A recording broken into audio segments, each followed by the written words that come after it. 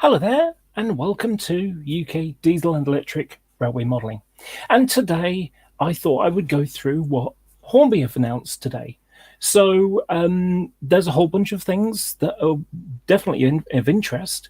And obviously, with this being a D&E channel, Diesel and Electric orientated channel, I have no interest in steam trains. If you do, fantastic. It's not really my thing. So it's not something I'm going to be talking about. But if you like diesel electric stuff, I'm your gal. So, I thought I'd sort of review what's been announced, what's coming out, what I think of it, and of course how it matches what I predicted from a few days ago. So let's just get right into it. So what I'm using RM Web for the pictures because they're easily available, and Andy York does a very good job of laying things out. I actually think he could have done a better job like he did last year, where everything was just one big long list. But he's done it in segments this time, and I'll go through the segments that have relationships with me. Now, of course, Hornby doing Hornby, they have focused a lot on this. A lot of the new tooling and things like that are going to steam orientated ones. And as I mentioned in the live stream a few days ago, this isn't exactly surprising because the people that are spending the most amount of money. If you go to shows, you can see it's mainly older people, and older people remember steam trains, and so they're basically grabbing those people while they're still around, because unfortunately time comes to everybody and eventually we all expire, and so they're focusing on them while they're around. It's a market that's going to get smaller over time. The diesel electric stuff is going to get bigger, but unfortunately, there aren't as many diesel electric modelers around. So it's probably going to become more expensive because there's going to be a smaller segment of people to sell to. So let's go through it. So first of all, we have here the Pendolino, and they're doing the Pride, the Avanti Pride livery that came out last year. Now, let me just jump to that units. Still got a bunch of new stuff that I need to sort out, and my hard drive's waking up. EMU overhead, 3rd gen 300 series, 390, and others. So it is this livery, and it's a very vibrant one. It's one of the 11 coach trains. It's the 391 series. The 390Os are 9 coach rakes, and the 391s are the 11 coach rakes. I actually really wish they'd brought that one out. I'd buy that one. That's cute. But yeah, it was very, very bold and very bright, and so it's a nice addition.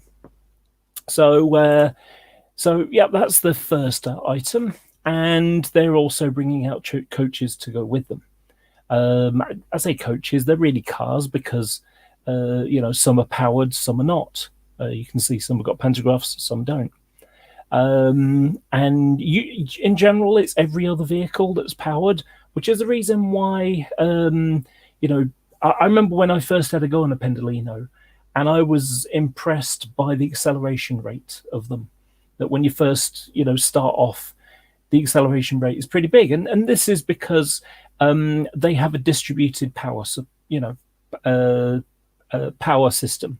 So, instead of having one locomotive or one at each end or something pushing and pulling, they have power distributed across the whole train, which means that you don't have to have one very heavy machine that has to do a lot of power.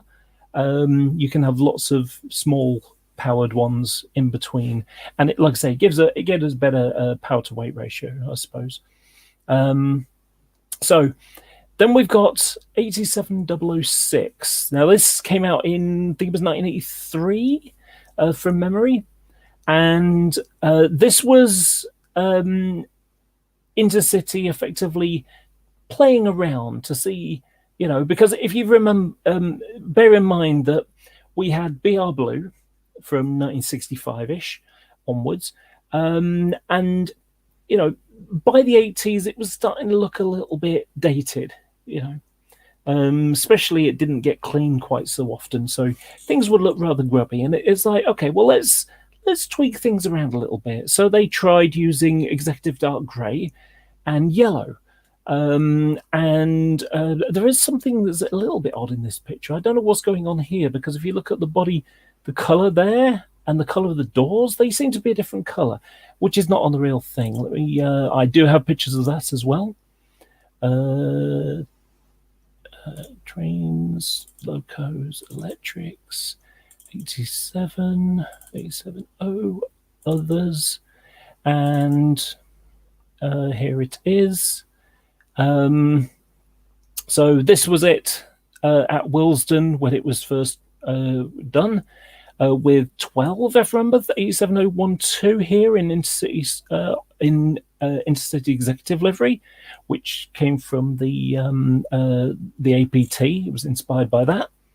And like I say, it was an idea of tweaking, Intercity trying to tweak have a livery of their own, because there was an element of sectorization going on. It wasn't full sectorization until a few years later, but there was certainly a division between Intercity stuff and freight stuff. And if you think about, that's roughly the time when the old rail freight came out, with large logos, small numbers, black around the windows, and and then a red soul bar later on certain classes. So yeah, it was. So this is this is an interesting one for them to do. So yeah. And they're also following it up with 87009, City of Birmingham, although I do hope they put a number on it. So yeah, that'll be good, and it's the modern version. So it's a very nice model. And one of the things I like about it, as well as it being kind of pretty cool livery at the time, it's that it enables someone who wants to do the late 80s, early 90s to have this livery, which was still incredibly common back then. Most of them didn't get into Intercity Swallow livery until a little bit later, more like 93, 94 is when they really started to dominate. But there was still quite a few. I mean, let me have a look in. Here is a 1992 book. Let's have a quick scan. So 87. 1, 2, 3, 4, 5, 6, 7, 8, 9, 10, 11, 12, 13, 14, 15, 16, 17. I mean, that's more than half of the fleet there out of, so well, it's approximately half, actually. So yeah, that's an example there. And again, as I mentioned before, this was when Intercity were sort of pondering what they were going to do. And I think, oh my gosh, check out the paint. Yeah, that one needs a bit of a clean, doesn't it? But yeah, you can see they still had a lot of this, although they look a little bit pasty around certain areas where the carriage washer had gone, done a fair amount of work. But there we go. There's a nice looking model, and you can see here, you can see a bit yellow poking through. So for those people who might want to do something a bit different, maybe get a bit yellow paint and just sort of put some speckles on it, a little bit of white there as well, around the window frames. That was the one I was talking about before. Was it 12? Yeah, 12. And that was trying out the new idea for Intercity with the wraparound section here. Although they never really did this ever again. It was trimmed down to there, just like the new upcoming Hornby model. So, oh, hi there, Mike, and hi there, Kaz. Yes, you're quite welcome, Mike. Uh, I think it's very easy for people. There are people that are a lot more mainstream than I am, and obviously they've got to make it look shiny and everything. And I'll go into the bare bones of it. If I don't think something's good, I will say so, but I won't be mean about it. I will justify my reasoning behind it. And if it's good, I'll say so. This is an example of something that I think is good. This is weird because that's my right hand, and I'm pointing away from my screen. In fact, you know what? I think I'm going to move my screen over so that when I point to something, I'm looking at it. That might help. So just get that. There we go. That way, when I point to it that way, I'm pointing my finger at the screen where it's on. Okay, so we've got another one of the Sentinels. Nice little thing if you're doing a little industrial, an industrial system. Like a little terminal, or even, for that matter, a little, shunting plank, a shunting puzzle. Because if you think about it, you can have a lot of entertainment out of, how do I get that wagon to there? And it's almost like one of those sliding puzzles. If you think about, you've got 4 sidings, and how do I get that one to that? It's an interesting sort of puzzle to try and do. So there's another version of the Sentinel they're doing, and I have found it amusing how no one can say this. So this is a Japanese guy. It's from the this is used at the Hitachi depot at Ashford, where the Class 395s are allocated, where their maintenance is done. So it's Chiaki Ueda. So Chiaki Ueda. Chiaki Ueda. So everybody else seems to fumble when they get to that. So we've got this one now. This is an interesting loco.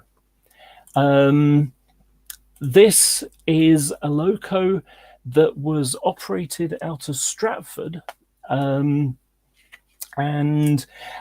I think the livery isn't quite right on this yet, but just checking it up in what was it, 715, previous page. Yeah, it's not special there. Let's look at 94. I think it was done by then. So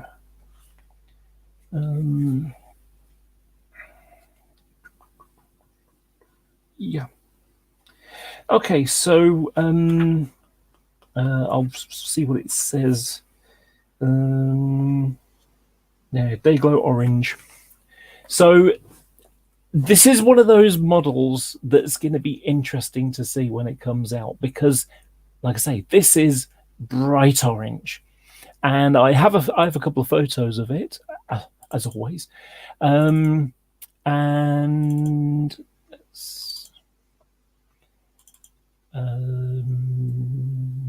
others.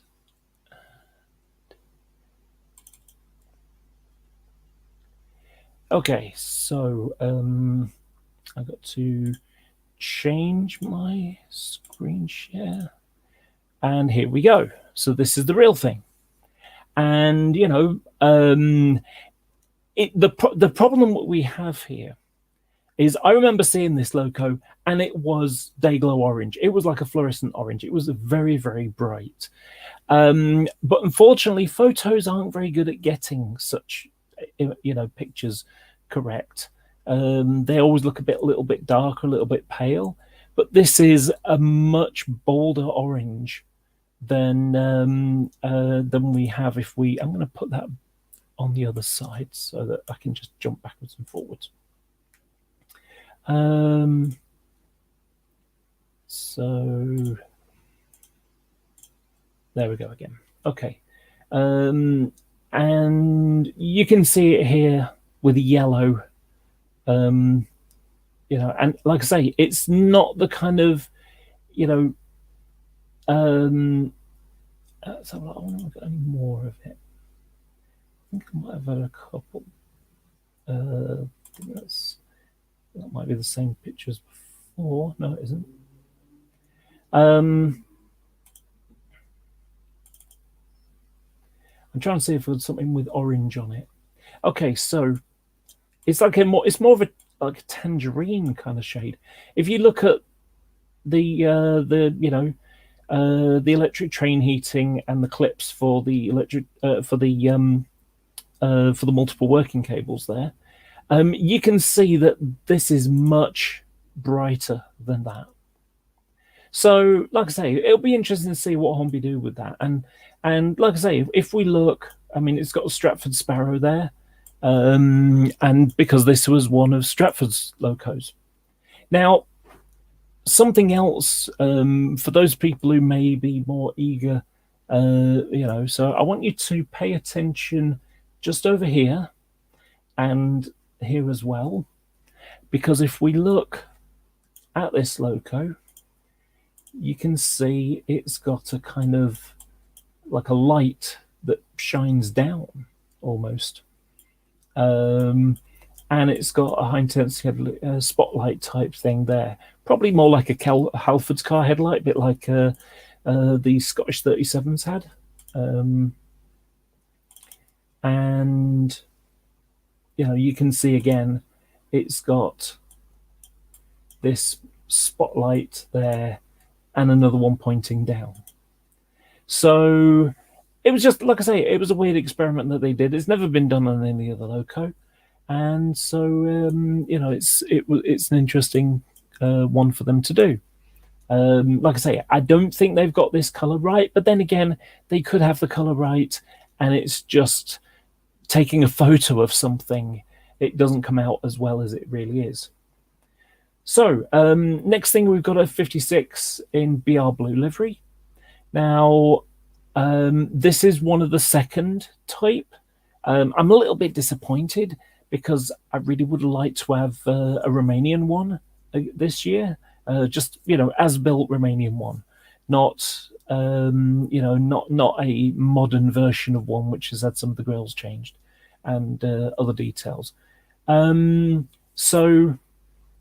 this is one of the second version type, because for those who don't know, there's 3 types of Class 56. If I just sort of drag this over here, I'll show you what I mean.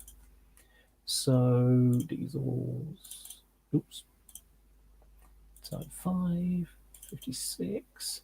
So we've got, I'll just go with BR Blue because it's easy. So first of all, we got the Romanian ones. So the, okay, not a great photo of it, but one of the biggies there is, can you see how it's got a rubber grommet around the quarter light there? And it's also got rubber grommets for all the other windows as well, except for the sliding one. But that's that one that was damaged and had to be rebuilt. The other thing to watch for is how they've got skirting. They've got a skirting around the buffer beam.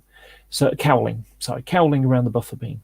A lot like Class 47s had or have in some cases.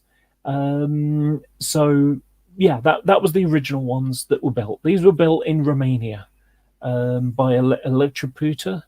And I mean, bear in mind that this was behind the Iron Curtain when these were made in the 1970s. Effectively, what happened was Brush Traction didn't have enough, didn't have the workshop space to make them, and so they, they got the order because the Class 56s came about due to the coal due to the oil crisis of the 1970s, when basically OPEC, the Middle Eastern conglomerate, they basically turned the tap off, and the price of fuel soared. And there weren't enough fuel supplies coming, and they were trying to seize the market, to dominate the market, and they have pretty much ever since. And this is one of the reasons why we ended up with North Sea oil. That made things a lot easier. But before any of that happened, and now, and more recently, gas, we had a problem where, how do we, they're using oil to power power stations and things as well. So what happened was, it's like, okay, well, we've already got a very good resource for generating power, coal, but we're going to need some new locos to do it, because we basically didn't have any Type 5 locos at the time. The only thing that we had were the Class 81s. Try again. The Class 55s, which were drawn in 1981. So it's like, okay, well, we're going to need new locomotives. And, though it was a rush order, effectively, Brush Traction at Loughborough got the order, but they didn't have the facilities to build them at that time. So they subcontracted the work out to Romania. And there's a sort of a little bit of a joke that some of the wiring looms and things like that have only ever been seen in candlelight. Bits that they covered over from the start. So this is the first type, the Romanian ones. And like I say, you can see how it's got recessed headlights. It's got this kind of plate on it. It's got the rubber grommets around the windows and the quarter lights. It's got a skirting around the buffer beam area, cowling around the buffer beam. Some of them also, they are started off with circular buffers. Then the next variation are the second batch, which is where this Hornby one comes from. And these are the, in fact, let's use that black and white photo here. So these are, that's not actually the best one to use.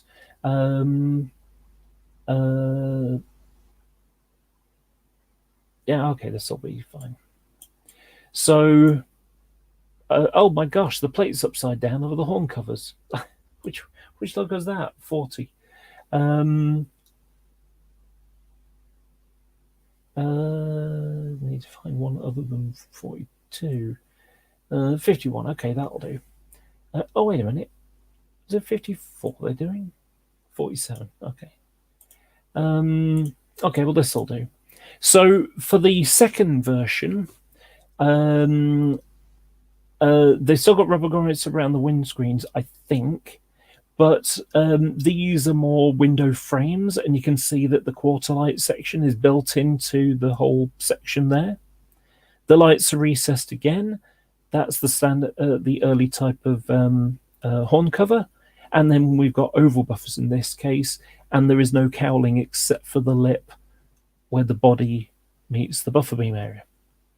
So that's the second version, and that's what this one is. And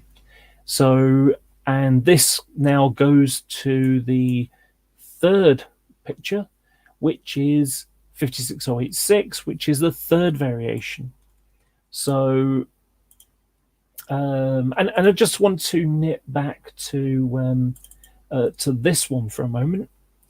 So 56042 is a little bit different because it's got what they call CP7 bogies. I've forgotten now. Let's see if I can find it.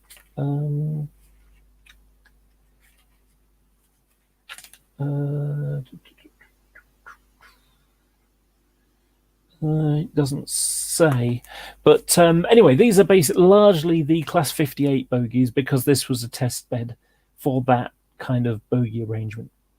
So if you want to do one of these, you can do. You'll just need a Helgen 56. If they still sell them, maybe go to I believe Gauge Master have taken over the spares. Anyway, so yeah, this one's unusual that it's got different bogies on it. And then finally, there's the later version. Oh, and sorry, I didn't mention before. Actually, I should go back. And I should go here as well. So, oh, I'm in the wrong section. 55 and construction.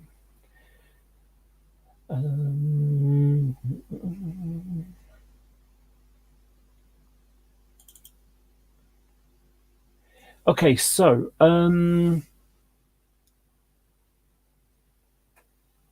so this is the the middle version, as I mentioned before.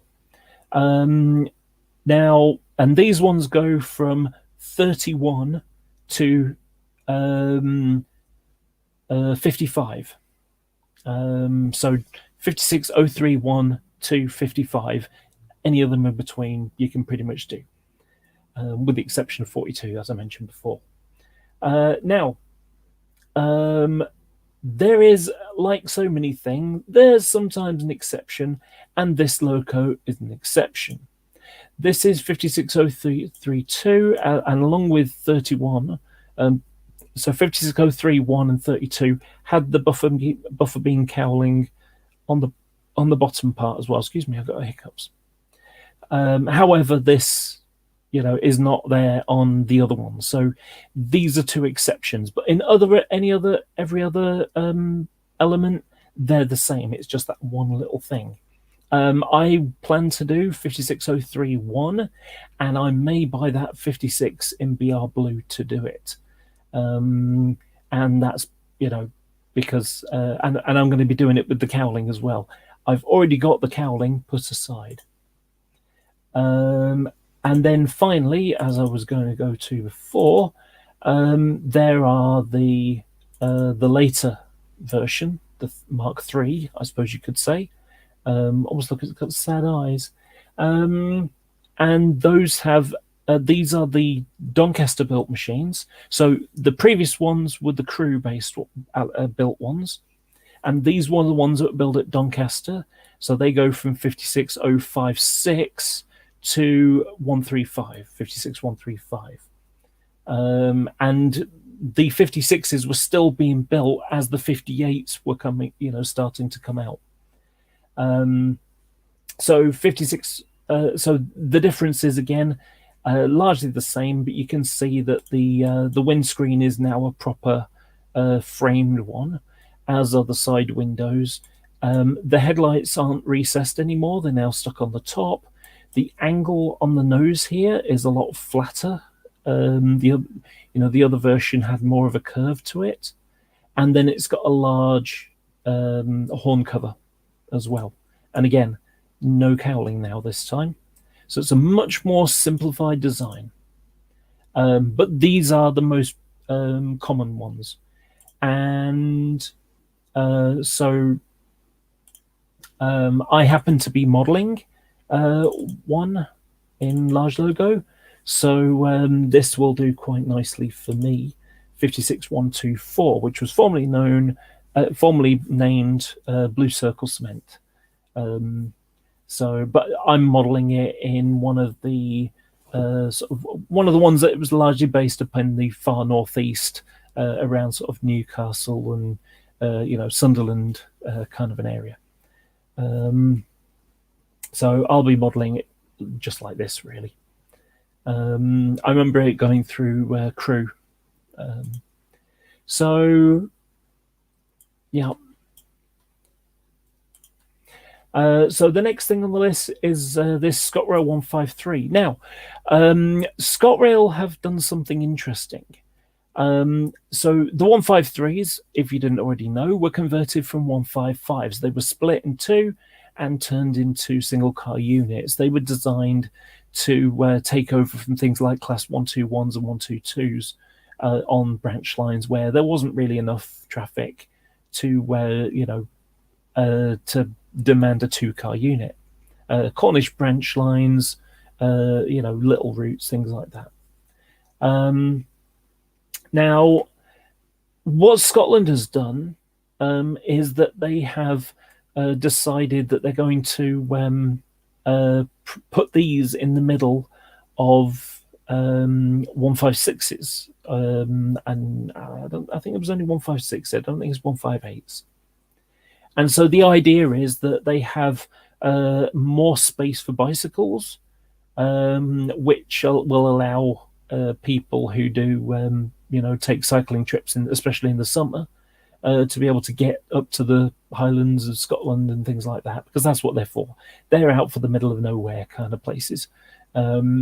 So it's an interesting thing. I mean, and it's also interesting because in today's world, these things cost money to run, and yet they're prepared to, spend the money to not only do them up, give them a refurbishment or at least an interior cleanup, in order to change them for bicycles. And that's an unusual thing to do. Now it's basically a bum on a seat is a passenger that's paying money.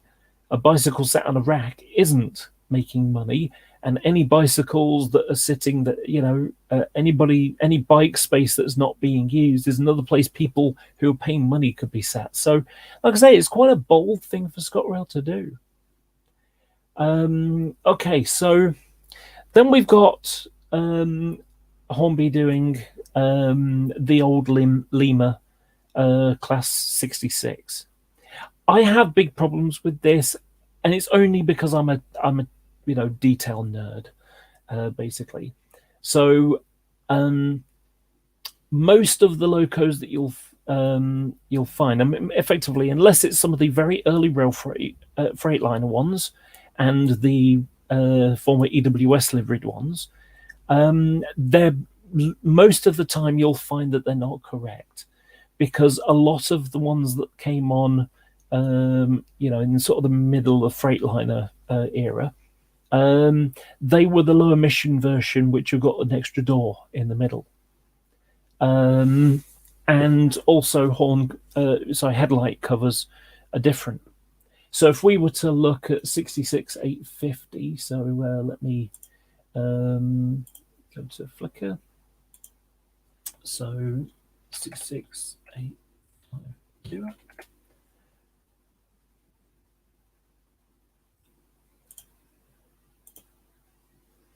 Okay, so this one isn't a low emission one.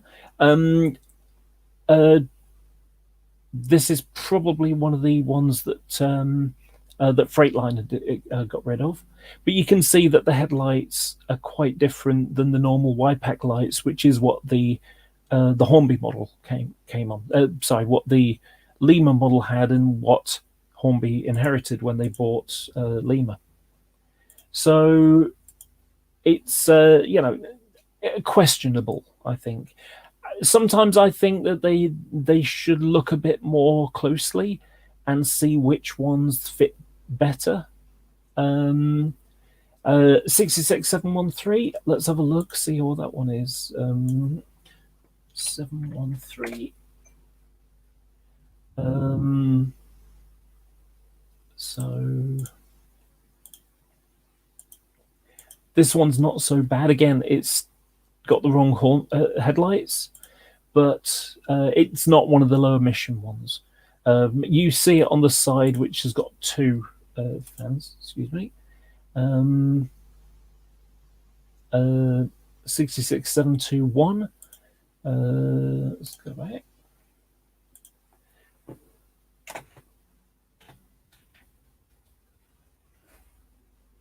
Okay, so this one's an unusual one where it's been repainted since then, since the era that what's it doing? Because it's the London Underground map one, and if we look, you can just make out how it's got the door in the middle on one side. See if I've got a bigger picture of it.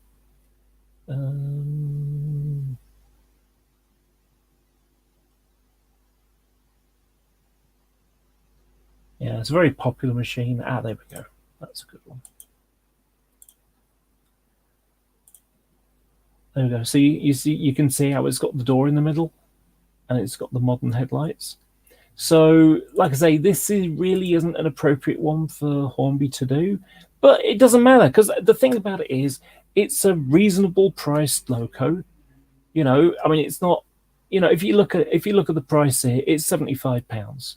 Okay, well, a new one would be twice the price. Chuck another £100 on it if you want sound on it. Hornby have got a thing where they'll do this and they'll do a sound decoder, and it'll cost you just under £100, which is reasonable. You know, if you're starting out and you don't really care about those kind of details, you just like watching trains run around, then brilliant. If this works for you, that's fantastic. It's beneath my kind of standard, so I would rather buy a more expensive one. But fortunately for me, I don't do the modern era stuff, so this is outside my interest period. 66709, another GB Rail Freight one. The Pride of GB Rail Freight, so it was you know, in the Pride you know, LGBT rainbow, which is nice. I must admit, I do quite like this. And then this one is a good one for it. This one's absolutely perfect. 66113. 113. This is an example of one that's absolutely perfect. It's got you know, standardish white pack lights, so it's just fine. Hasn't got the door in the middle. This is a perfect loco for Hornby to do.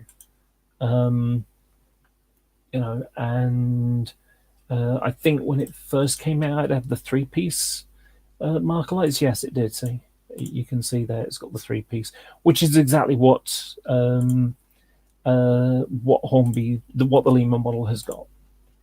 And what Hornby have done is they've gone and put a new motor mechanism in it, so it's not the old pancake motor from the, you know, old days. And 66623 Bilboa in the Barden colours. So, and that's a Freightliner loco. So now we've got these, which are more modern ones. So the Class 56, sorry, excuse me, the Class 60 is one of the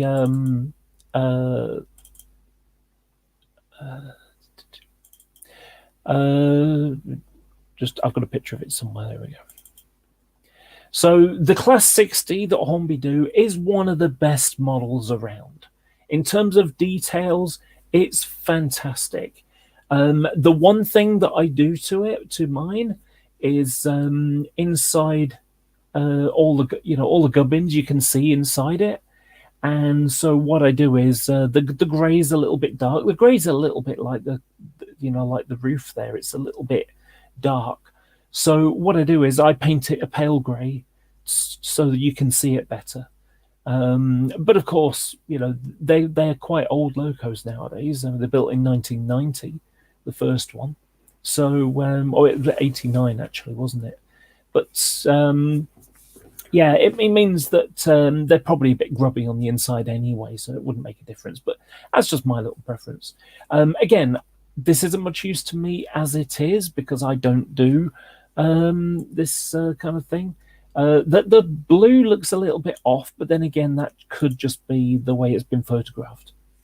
But this looks an awful lot like mainline freight blue, but it's got a touch of purple in it as well, so perhaps not. And it does look, I must admit, it does look quite bold and powerful like that. Yeah, and of course another GBRF Class 60. I don't know if they've done one before. I don't really, although I see that they do things, I don't always pay attention because it's like, need that, don't need that, don't need that, don't need that kind of thing. But if you want one, I'm the kind of person that will buy that and strip it and respray it. I've got 4, and every single one of them had to be repainted. And then there's the blue GBRF one as well. And then last on the list of the class type 5s is this 67 here, and this is the new current Transport for Wales livery, which I have a picture of. They're still quite new out there, but yeah, they're, I must admit, it's not my favorite livery. It doesn't look too bad on these locos, although it could do with a bit of some kind of lettering of some kind. When it comes to units, I think this is one of the most dull color schemes around, but it doesn't look too bad on locos. And so I really do wish they do something a little bit better. It's basically grey with black around the windows, on the coaches, on multiple units, and that just looks boring. And they've been using them with ex LNER liveried coaches, and it's kind of interesting how the sort of the red, the raspberry red does somewhat fit the similar red there.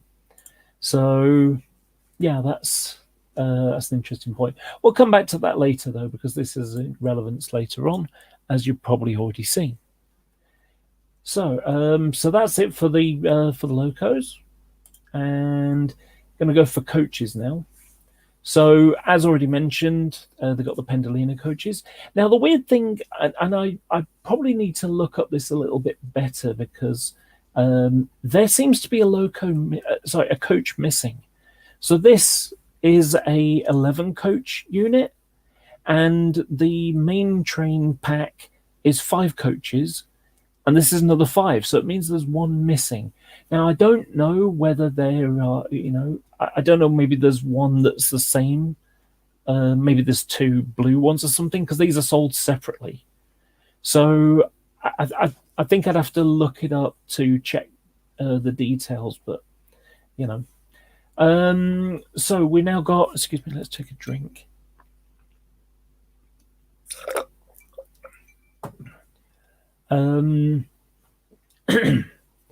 So we now got one of the old Hornby Mark II Ds. Now, the Mark II D is an Airfix model. That goes way back to the 70s, maybe the early 80s. But it's certainly been around all the time I've been a modeler, and I've been doing it for over 30 years now. So this model is okay. However, it's a bit dated. You can stick a nice paint job on it, but really the tumble home is a little bit, it's a little bit straight. It's almost like a Mark I coach. It should have more curve at the bottom of it. I have a number of Hornby Mark II Es, which are practically identical. On standard coaches, the way you tell is that they've got the toilet window on the same side on each end. On standard class coaches, on first class coaches, they always have them on the same side anyway. But it's a nice. I don't know how this is used. It's probably used on one of the charter trains. So yeah, it's and oh dear, I do notice one thing that's a bit of a problem, and that is that the number 17159. 17159 is one of the Mark II D BFK, and a BFK is a first class coach. And that means that the distance between the windows is wider. I'll show you what I mean. So trains, coaches, Mark II D, brakes. Okay, so what I'm going to do is I'm going to show you. This is the Mark II. This is the BSO. This is the coach that Hornby have. Okay, so if we Let's see if we've got a better.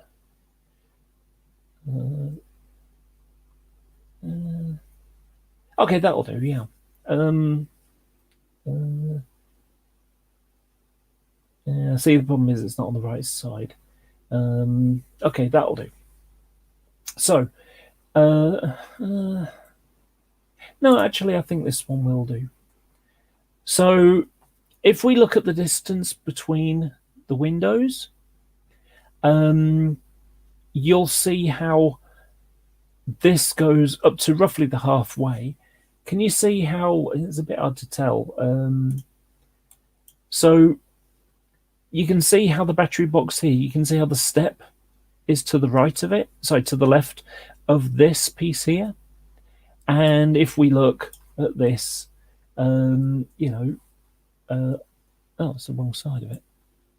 No, that's the right side.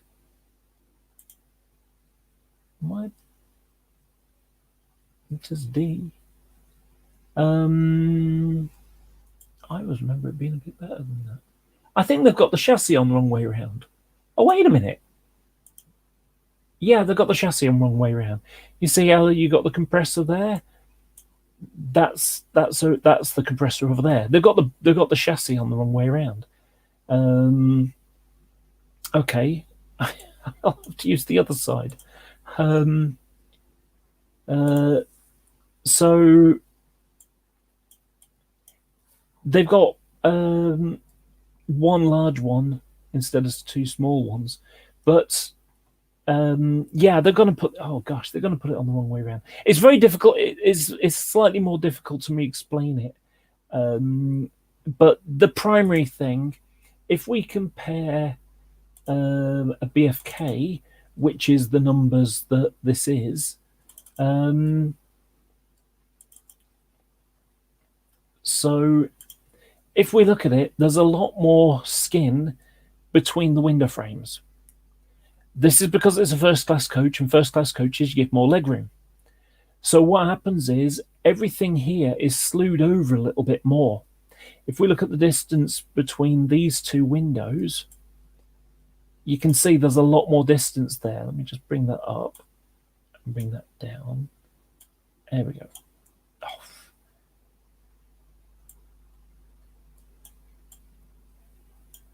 Okay, so you can see how there's more space between these windows and how this part here is slewed over a lot more. On this one, you can see that the halfway point is approximately there. So these are slewed over, which means that that distance is closer, and that section's the same. So you can convert one of these by taking the standard class coach. Sorry, try again. Try that one again. To take the first class coach and first class, FOs, multi-D FOs. You can look on eBay like 10 a penny, so to speak. Bit hyperbolic, but and so it kind of, you can basically cut a section out and then slew everything over and do it that way. I have a couple of these to do out of the Hornby model, out of the Hornby Mark IIe. Anyway, so bit of a shame that they've gone and they've gone for a BFK when this is a BSO. Anyway, so then we've got these ones here. So these might be of interest to some of the people that are around. If you're doing, so these are Greater Anglia coaches. And annoyingly, they're all first-class coaches, which is a bit irritating. But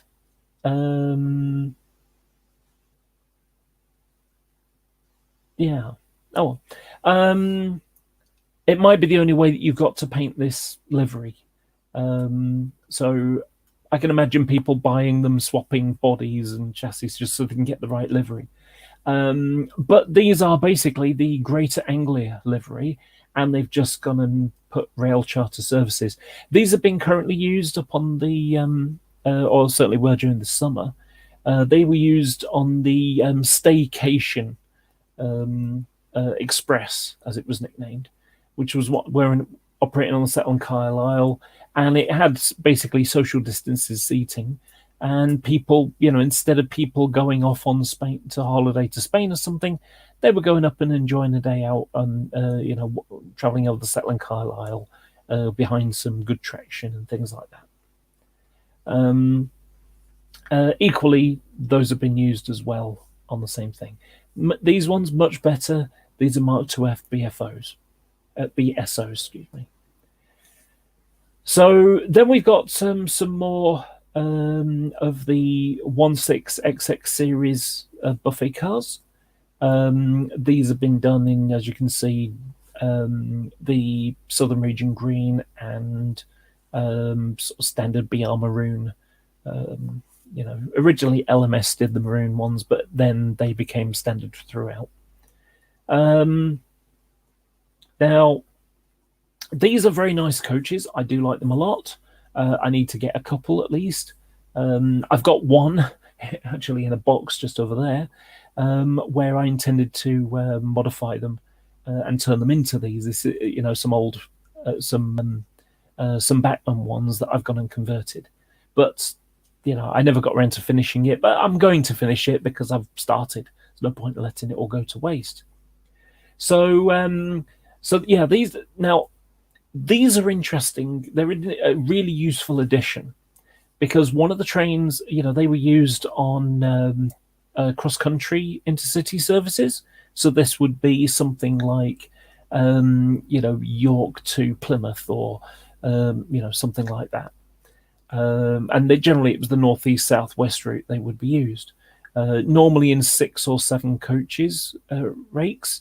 And the reason why they did them like that is because they could keep up with the HSTs in acceleration braking, so they could keep to the same timetables as the HSTs, which were the primary mover on the northeast southwest route, which would be Plymouth to through Cheltenham to Birmingham to Derby to Sheffield to Doncaster and Leeds up to York and Newcastle and maybe Edinburgh as well.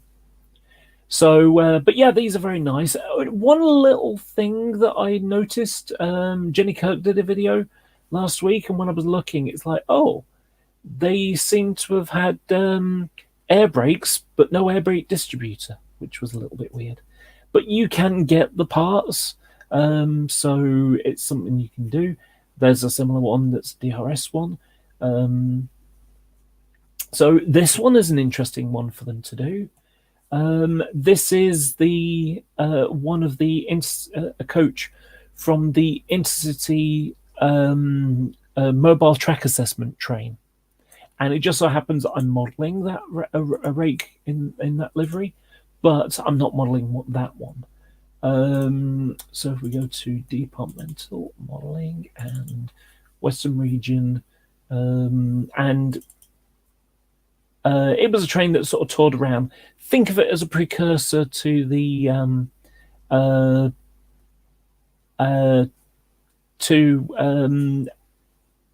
Network Rail type thing.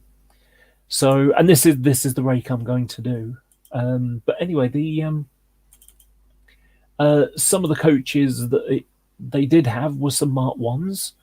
And it's one of these, and it actually, I think it's that one, 977352, 352, yeah. So there's the real one, and here's the Hornby version. So this is the Mark 1 FO, very useful vehicle. I've been after them for years. The only problem I've had so far is they haven't brought any out with Commonwealth bogies. Now this goes back to the 16XX ones, because one of the trains that I really want to do, and I mentioned it the other day, I think, and that's one of the Land Cruiser trains. And so the Land Cruise was a service that would it was an intercity premium charter service. And so what you would do is you would you'd turn up at London King's Cross, and then they would take you up the East Coast Main Line, either behind a 47 or later a Class 90. And then you at Edinburgh, it would change traction to something else, sometimes even a steam engine. And so what you've got is white roofed, intercity liveried, and you've got FOs. So you've got a BCK, you've got FOs, and you've got buffet cars. And those are the 16XX ones. And they've brought the FO out in recent years. Bachmann never did that. That's two coaches they never did. And I've been waiting for years for these. So I'm very pleased that Hornby brought out, and like I say, you can have some stunning scenery. And this was all beautiful, beautifully kept, premium service. You'd pay like £1,000, and this is in the 90s. To travel all over the Highlands of Scotland over a few days, long weekend type thing. So it's kind of exciting that this is going to be available. Anyway, so we've also got the BSOs again. These were brought out a couple of years ago. I'm not sure why. Oh, sorry, excuse me. No, they're not. These are BCKs. Now, funnily enough, it comes back to what I was kind of mentioning earlier with the BFK, the Mark II BFK, because if we look, you can see the skin difference between these two and between these ones. There's quite a big difference between them. Can you see? Think of it as hands. Look, if we could put that there, you can basically get two hands and struggle to get them in between, whereas this will get two and a bit. So there's more space in these three compartments than there are in those. And you can see here that that's the first class section with the extra space. Likewise here. Now, like I say, I'm a bit disappointed with Hornby because they do the FO, they do the buffet cars, and of course you can see they've got Commonwealth bogies. So I'm a little bit disappointed that they didn't do this, all three: the BFK, the buffet car, and the first class coach with Commonwealth bogies, intercity with a white roof. I'm a bit disappointed that they haven't announced that. They didn't do the whole thing. Maybe next year. So then we've got 975-280. This is one of the coaches that used to be on the structure gauging train. It was the vehicle that didn't have the power, didn't have the driving end on it. So it was the inner end. Now the coach is okay. It's a BSO, brake standard open. Oh no, sorry, BCK. No, BSK. Sorry. Wait a minute. Oh, sorry. Yes. Sorry. Yes. Also a BCK. Yes, of course. Now, one of the things, this is just the standard underframe, whereas the actual coach had a lot more work on it. For a start, it had B5 Southern Region type bogies, which have got a kind of like an extra bracket on. If I take you back to RTC and structure gauging train. So,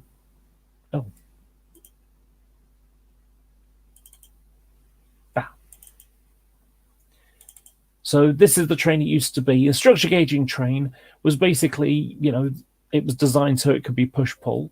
And in the middle here, it's got a laser vehicle, which it fires a laser all the way around, and it can tell exactly how deep a tunnel is and if there's any movement, which is probably more important. And so the vehicle at the back there, that's the BCK that it's talking about. But if you, I don't know if you can see very well, there's a sort of bracket thing here. I think I've got it in separate vehicles.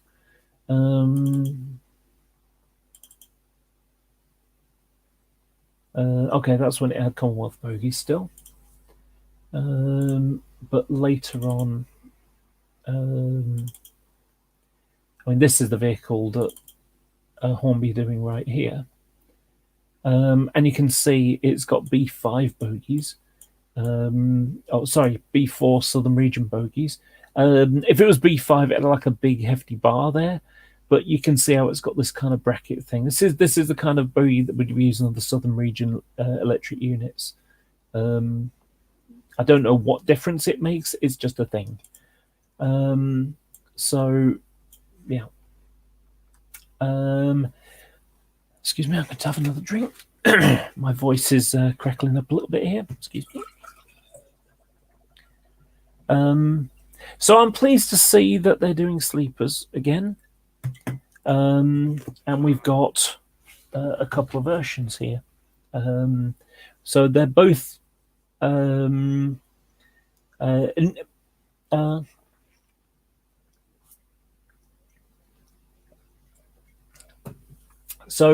these are the old lemur tooling. The only real difference between them is Hornby put a new plate on the bottom with the their own bogies, which have got more pipework on them. Now I've already got 5 of these, and I've got the Dynamic Lines Great Western one. I've got 9 of those to ironically paint into this livery. And these are the later version. It's got some orange lights on there, which is the door locking system. And these are the kind of things that would go up the West Coast main line from London Euston, go up to Glasgow, change power there, and then operate. Split up and go to Fort William and Inverness and so on. So again, one of the things that I think Hornby kind of missed again here is that as well as that Land Cruise train I was talking about with the white roof, they also had Mark III coaches, Mark III sleepers with a white roof that would do that. So instead of staying at a hotel, they'd stay on the train for the night. Excuse me, I've got hiccups again. And they're also doing in the Caledonian livery, a Caledonian sleeper, which all go nicely with the Acura's. Is it Acura? I think it is. With their upcoming Mark V. And then finally, they've got this one, and I'm really disappointed with this, to be honest. So this is one of the Mark IIe brake unclassified opens. Okay, so a BUO.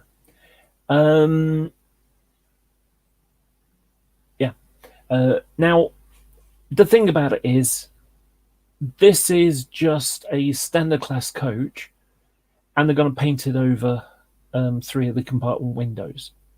But if we actually look at the real thing, wasn't the button I was planning to press, but I think I've got these. Do I have them in these?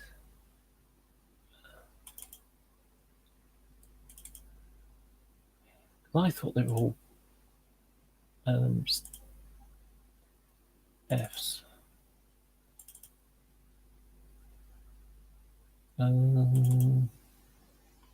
Well, this is one of them anyway. And although it's got some plated over, it's got a door here, and it's got a small window there. And this is from the same, I think it's from the same, 9800. So these are from the same batch, but you know, the Hornby model here. I mean, if we look at, let's just look up. So 9802.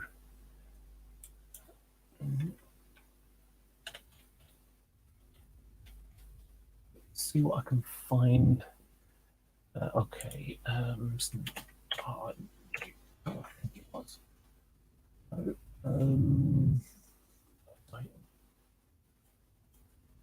Break.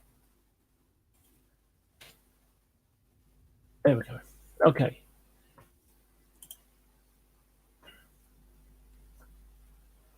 And on the opposite side. So if we look, it's it's got a door here, and the Hornby one doesn't have that. You know, it is a Mark IIe, but again, it's got the door, but no, but the Hornby one doesn't. So I'm really disappointed with this. In fact, wait a second. Yeah. Now, one thing I can say good about this is it appears that it sits on the chassis properly now. I don't know. Maybe they've changed it. So yeah, that's the coaches. So now we've got the HSTs, and you know, first of all, they've you know, they like Hornby. One thing you can say good about Hornby at the moment is that they're doing full length trains. So they're doing the locos or HST power cars, and they're doing the coaches between them together as a set, and they're doing all of them with different numbers on, which I think is fantastic. You know, it's a good way to go because, you know, there are people that do want to have the proper, you know, a proper full rake. Some people don't have room, so they have smaller rakes. So, and these are very, very, very good model. My only negative thing, but again, it's a minor thing, is there's U-shaped axle box covers which aren't on all of them, and also sometimes they have you know, windows plated up, not plated, sorry, with a bar in the middle, and I don't know. Let's have a look, see what we can. Diesels type 4. 43, and privatized, and Western, and oh, not Barbie Blue, excuse me, First Blue. So no, these are fine, I think. I know that some of the some of the other ones were like that, but yeah. But anyway, like I say, I actually am disappointed with not Hornby, but with the First Great Western back then, because one of the things that they did power cars in the same, you know, sort of neon, you know, the blended. This was the promo for doing them up, giving them an overhaul, and changing them to MTU power units. And so you can see how the power, you know, the coaches and the power cars had that, and they just gave up with that. They just went and painted them all dark blue, you know, all this sort of dark purpley blue. With First Great Western, I mean, it was incredibly dull, and I think that this looks really smart. You know, so I think it's a lost opportunity. You know, they only ran for a short amount of time before they ended up just being painted out. You know, so yeah, but like I say, not a problem with Hornby. It's that, you know, Hornby have done them correctly, and there's the coaches to go with them. So again, very well done for that. They're also doing the LNER Farewell Tour, which was now don't confuse these for the original livery. These are retro liveries, effectively. They're throwback. They're equivalent of a throwback jersey. So if I go to, it's going to be a bit difficult because I've thrown them in with these, and they don't really belong there. But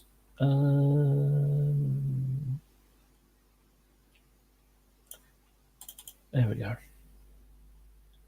So, as a send off to the HSTs on the East Coast Main Line, LNER painted up a pair of power cars in the original style color scheme, and I think they did a really good job. I actually think they did a much better job than Great Western did when they did 004. Is it? I can't remember which one it was now.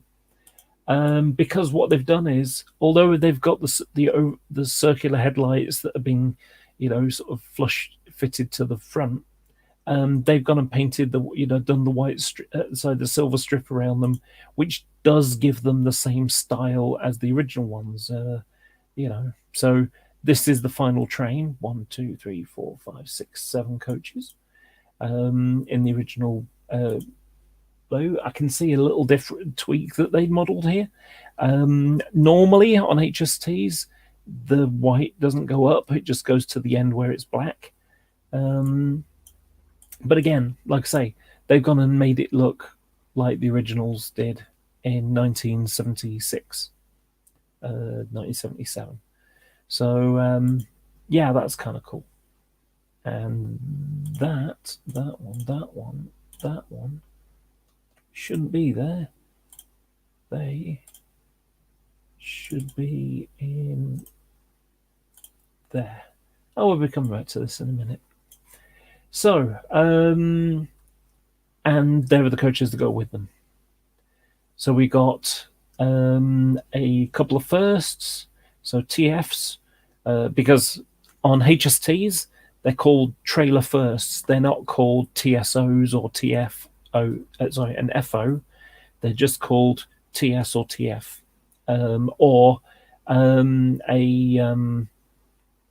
TGS, or a RFB. So TRFB, yeah, trailer restaurant first buffet. So another one that they've done is the rather awesome looking. Actually, I was a little bit dubious on it when they first announced it. It's like, okay, they're taking a knot thing that this carried and painted it into. Did I put it in here? Maybe no. Do you know? I could have sworn I created a new section for these. Okay, maybe not. But yeah, I did it with the computer. That's what it was. Anyway, so it's kind of cool. I was really disappointed about these because they actually ran down the road from me, and I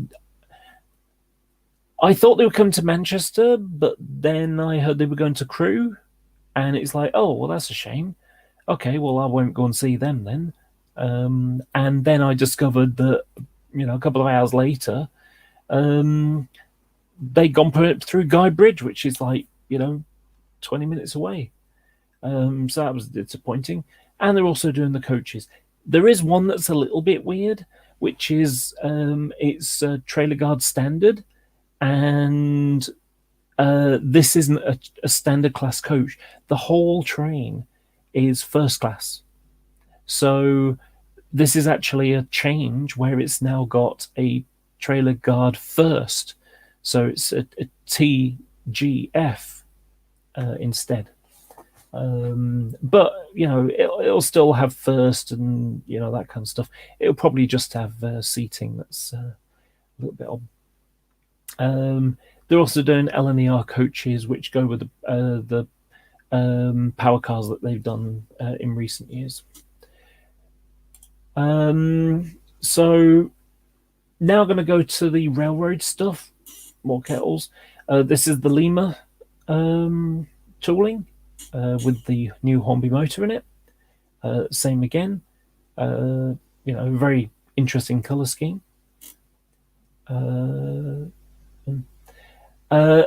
This one kind of annoys me. It would appear that Hornby have only got one 37 mold now.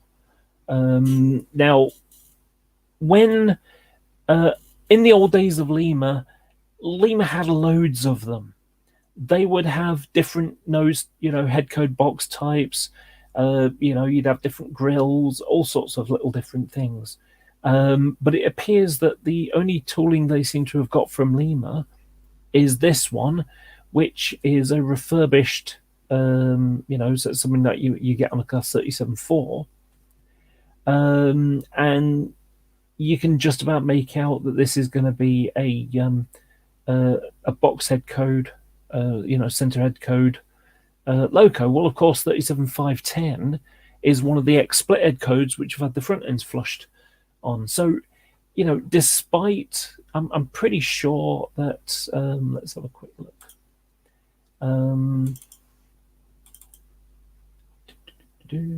5 ties and Class.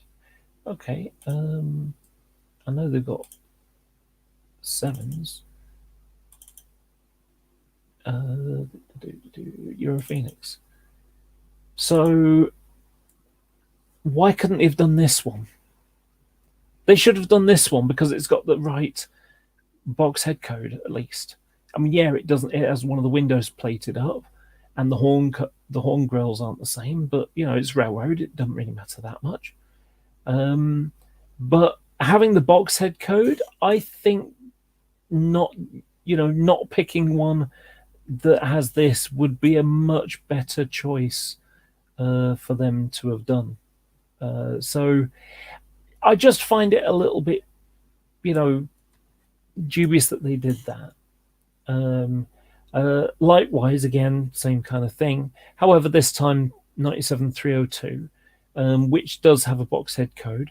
The only problem is that obviously it doesn't have those kind of grills because the 37, that's the 370, and the 370s have like 2 long ones and half size one at the other end. Now, I'm not sure what to do about this one because I'm pretty sure that's just the Hornby 47, or sorry, the Lima 47. But they've gone and painted it and made it look like 57. I mean, you can tell from the roof straight away that that's not a 57.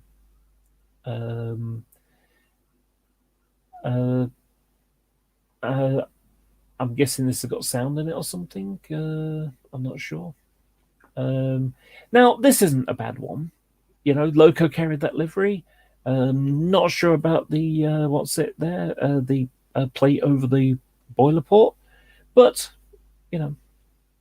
59-1, yes, that's good. It's got the proper Wipac headlights on it, as the 59-1s had. And the livery doesn't look too bad. So that one's an okay one. And,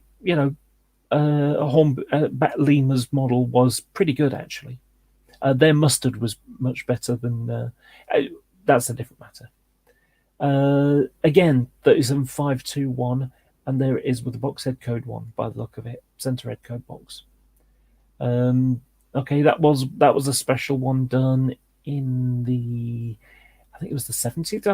I can't remember. I think that was done for the Queen's Silver Jubilee, but I might be wrong. And there's another version of that. Lady Diana Spencer, again, not bad. I mean, the real Loco had a single tank here, as opposed to this being the batteries version. And it'll probably have painted RCH jumper cables on the end. Now, I mean, it's, this is remember, this is a railroad one. So, now, just an FYI for you.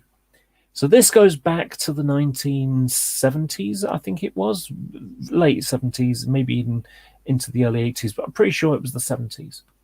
So what happened was Lima decided they were going to get into the British scene. And so they brought out a Class 33 and Mark IIs. Unfortunately, no one would buy them because they were in HO scale. And so Lima decided, you know what, we're going to do a 00 instead. So they redid the 33, but in the meantime, they'd already started work on a Deltic and a Class 50.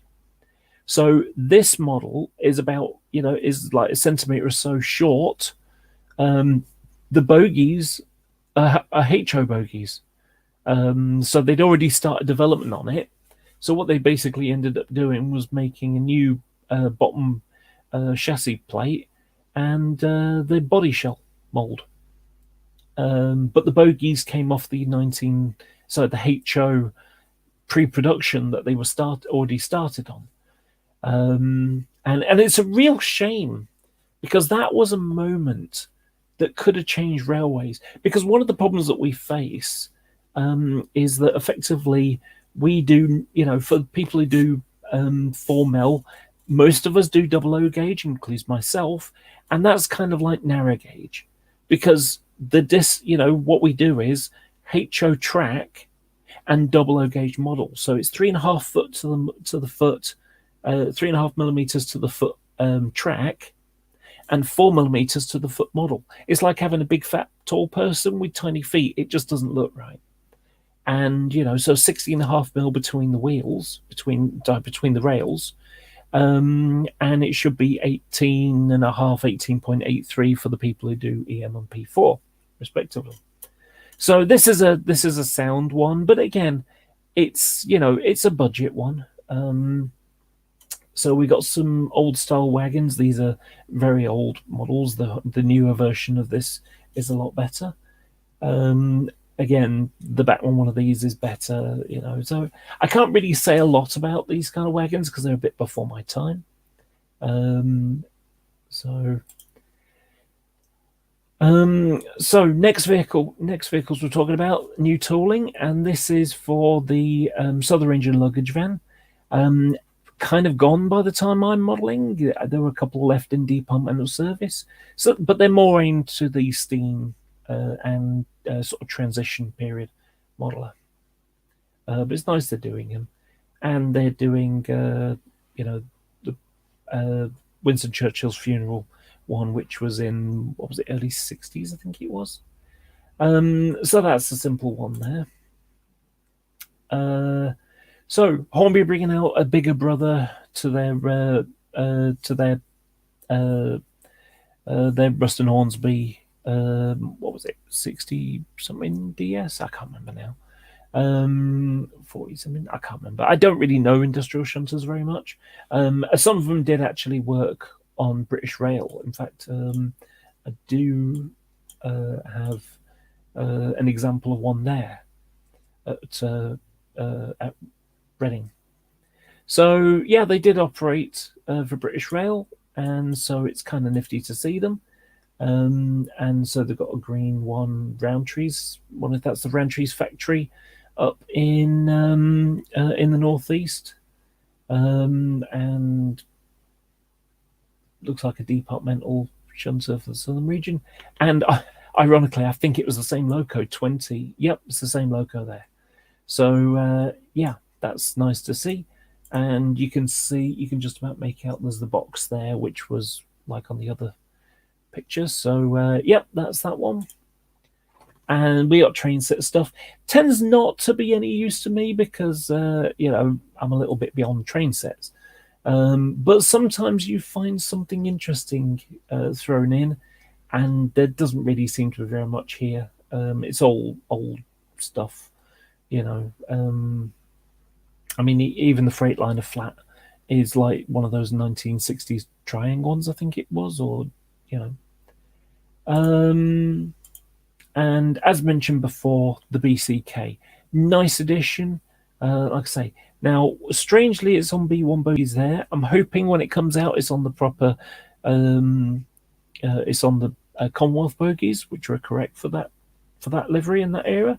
Not sure about that one. They may have been changed later on, or always had them. And then we've got wagons. So Hornby have gone kind of bit bonkers with the HA coal hopper. This is no OK model. I think if I was to build a new rake, I think I'd go with either the new one from, was it Cavalex or Akira scale? I think that would have a slight edge over it because there are a couple of little detail elements that aren't quite right here, but they're an OK model for the Certainly better than the original one, which I have a rake of 36, and the price would be expensive to do. Now, if we look at the retail price, that's £70, just 1 penny short.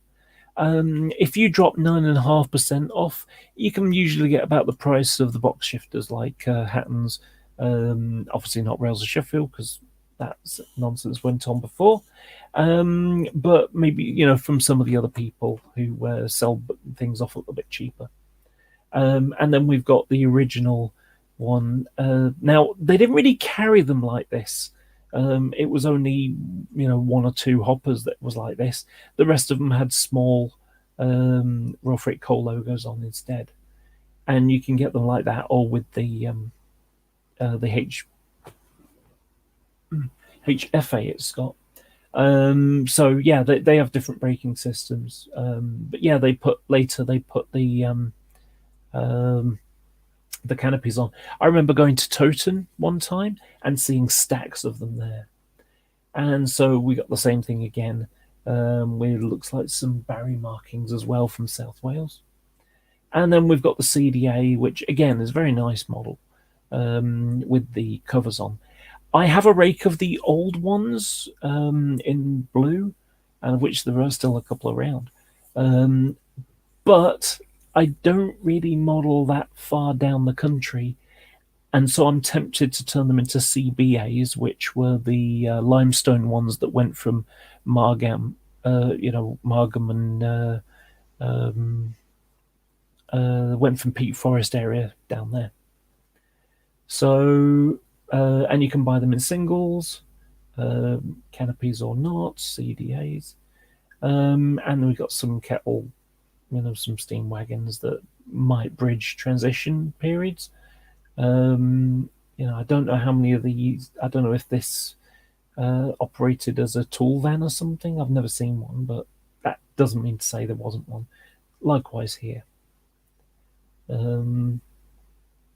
Is that new tooling or anything? No, it's not. That's last year's, isn't it? Of course.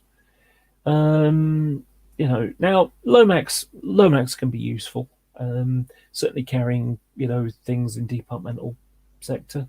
The motor rail car flat, that's something that dates back, like decades before, I think that dates back to the 60s. It's basically just the, LMS chassis with a top on the top. And I think it was GWR. I forgot what it was called now. But I think it's a BR inspired, short wheelbase. And I think no, there were C's, weren't they? The turbos. So finally on the wagon front here, as far as I can tell, anyway. There are the KFA. Now the KFA goes back to the late 80s, period. There are different variants, but this one is good. I've got a couple of them myself. I might get another one. I'm not sure. And got them in a couple of different liveries. Suttons. I used to hitchhike before, because I didn't have enough money to get the train everywhere. To do spotting and things. So I used to do hitchhiking, and Suttons were good for picking up people. And then we got the LMS brake van, been out for many years. I can't remember if this was retooled, but it doesn't look a bad model. And, some little, silly liveries, but a bit of fun. And then the final bit that I want to talk about, and these are the Mark IVs. So, as I mentioned the other day, there were three options that I thought Hornby had. Option number one was to just continue using the stuff they've been using for years. And it's an old model, but it's actually not bad, given its age. A couple of little things that could be tweaked. And that was the second option. Option number two was, if they were to change the, have new skirting sections at the end with the built-in coupler, that would work very nicely. And maybe they could put lights in it and stuff like that. But the third option, and this is what's happening, is a newly tooled one. Now, one of the things that I said when I I queried, when I posed the idea about, they've done the Class 90, they've announced Class 91s. Are they going to do Mark IV coaches to go with it? And one of the things that I was saying, that if you look at the prices of coaches, they are going to end up being, pricey. They were going to be in the sort of £45 mark, I would have expected, but no, these are £36.99, so £37. That's quite good. That's a reasonable price for a coach, especially for a brand new coach. So it's going to be interesting to see how they turn out. Now I've been working on my third rake. I've had two rakes for, oh gosh, like 15 odd plus years, probably more like 20. However, the third rake. So the idea is that I'd have two rakes in my fiddle yard, one to go clockwise, one to go anti-clockwise, and then have a bi-directional one in the middle, so that I could stick a Class 90 on it, and it could push-pull, because, as I mentioned the other day, in the 90s, there was the problem with the Class 91s weren't as reliable as expected, and so they ended up going in works here and there, which meant, they were just unavailable. The availability wasn't as good as they hoped. And so as a result, they ended up hiring from Bradford Distribution, Class 90s, and they also had Class 89001, which didn't last very long. The smoothing choke blew on it, and it ended up being withdrawn. It was used as depot shunter for a short while, but just before it broke, they fitted it with TDM, time division multiplexing, which allows it to communicate down the train to the DVT. So it's like, okay, they've announced they're going to do it, and they're going to be about £10 cheaper than I expected. That now puts them into the kind of money that I'd be prepared to spend, because what my intention was to do was to say, okay, I'm going to take the old model, I'm going to stick on my own etch window frames, I'm going to put flush glazing in there as well, and just laser cut glazing, and I'll do 3D printed skirting on the ends to give them a much more realistic thing, and then I can cut off the coupling on the bogie and turn the bogie 180 degrees, which will allow it to look proper, because one of the problems that they had was that there was a yaw problem, and the bogie lifting or something, lifting a wheel up a little bit, and so rotating the bogie 180 degrees.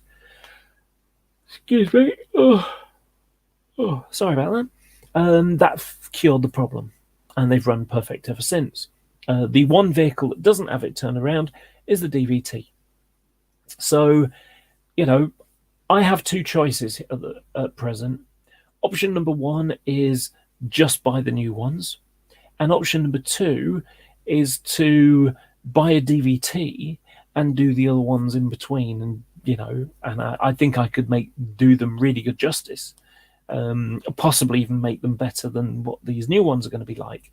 But like I say, it's probably going to cost something like £20 a coach. But when you consider that these retail at £37, £36.99, and by the time you chuck off, 9.5% from, a box shifter or something, well, they're now going to be £33.50-ish. That's only £15 more, £13.50 more than my expectation of how much it's going to upgrade the old model. And that'll be, like I say, 3D printed skirting, window frame etches, and windows, tinted windows in them. And also, I'm going to put lighting in them, and what was the other element? There's another element that's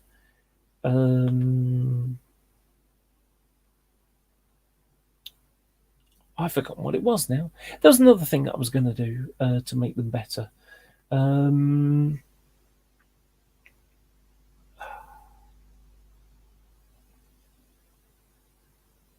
I can't remember, but either way, the cost. Oh, wheels. That was it. I'd need to buy a whole load of wheels because the ones I've got have all got the crappy sort of plastic one with the frames on. So it's like, you know what? I think it would be better to invest in the new ones. The only problem is we're talking about 1,000 and something pounds. I think it was 1,042 pounds by the time it's all in.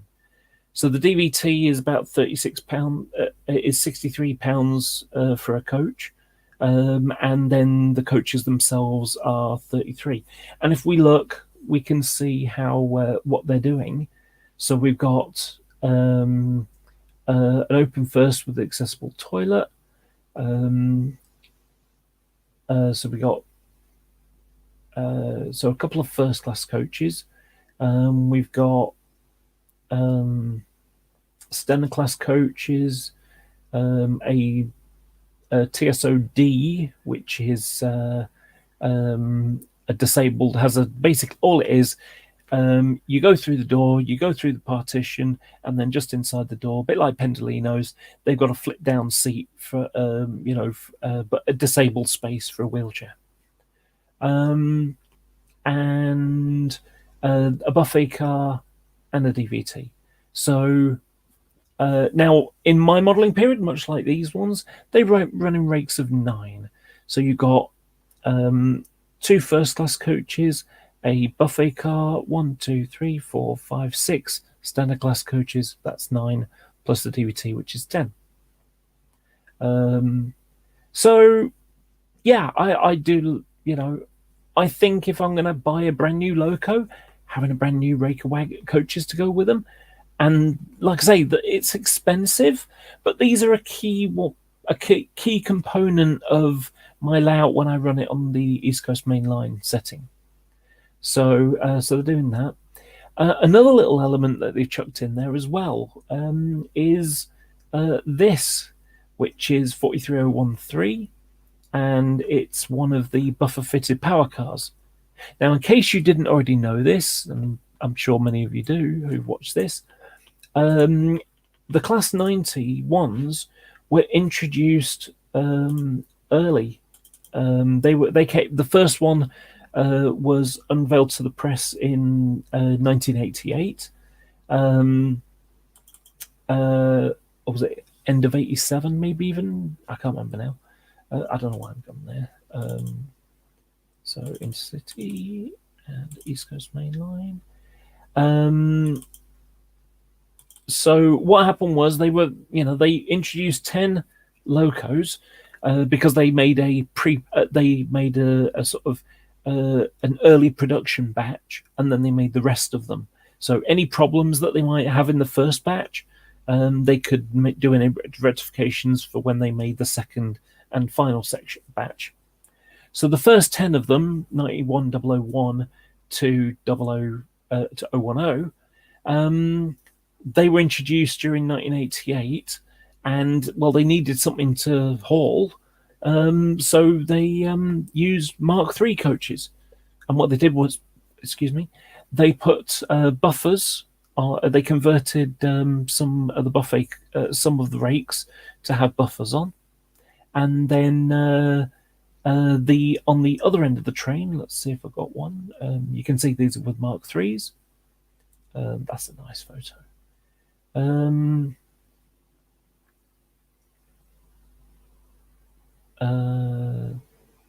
Did I actually find any?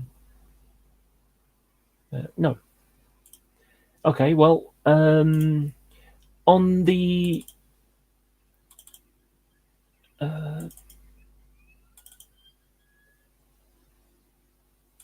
yeah, that'll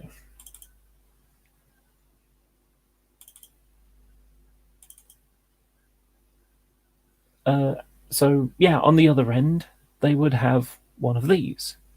So this would be Class 90 on the end, and on this it had an extra little box for the TDM, but they fitted them with buffers on the ends, and they had a cubicle in the guards compartment section, or the former guards compartment, and they used them as TDM. So they used the TDM system and used them basically as DVTs. Now there was an interesting little thing because Intercity 125's 2,250. Was it 2,250 or was it? I've forgotten how much power they got now. Sure, it was 2,250.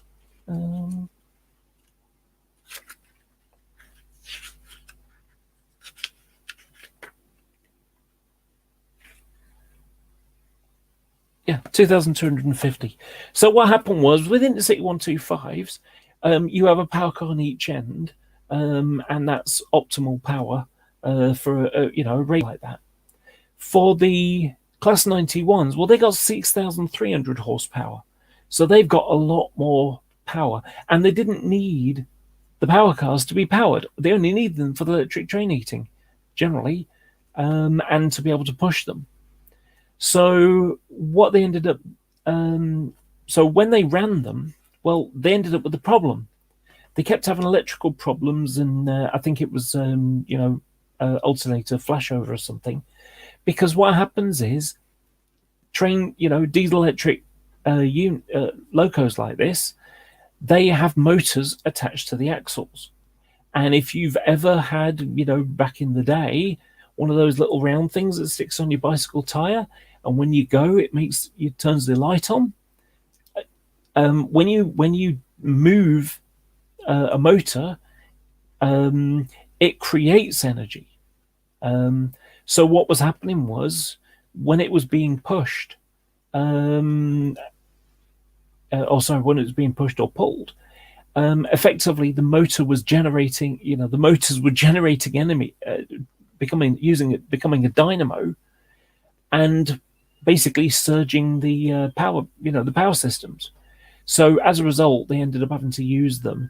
So you ended up with 6,300 horsepower plus 2,250 on the top of it. They went like a rocket. Sorry about that ambulance that's going by. So that's so this is how they ran. So it's kind of cool that this is what Hornby are going to do. They're going to do a single power car, and you can see it's obviously going to be a dummy one because the price of it is £70, which is comparable to a DVT, which is a bit pricey, but they've just brought out, Hornby just brought out the buff fitted pack from last year, and I'm going to be getting one in about a week. One of those twin pack ones. Well, I'm now starting to think maybe I'll buy a third so that I can run, the DVT type, run it with the Class 91 if and when, or I can just run it during any other time as well. So, I'm already doing a pair. So when I do 13, it will be like this, with not too long after it was overhauled at Neville Hill. So it was still East Coast Main Line, but pretty soon after it ended up going down to cross country, or rather up to cross country because they worked out of Craig and Tinney. So yeah, I'm doing it like this with the red buffer beam numbers on the front there, and just normal Intercity Swallow livery. But I'm also modelling 084, and it's a shame no one does the